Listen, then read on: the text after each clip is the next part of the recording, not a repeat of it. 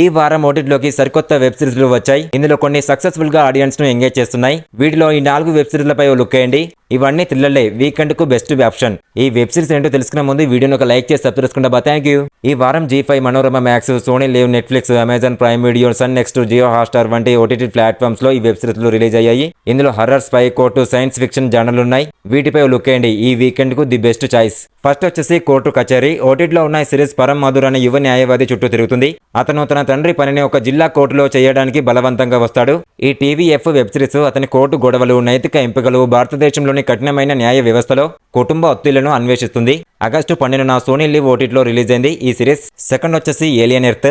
Alien earth సినిమాకు 2 సంవత్సరాల ముందు జరిగిన కథ ఇది. ఈ సైన్స్ ఫిక్షన్ హర్రర్ సిరీస్ సైనికులు ఒక యువతి మనుగడ కోసం చేసే పోరాటం గురించి తెలియజేస్తుంది.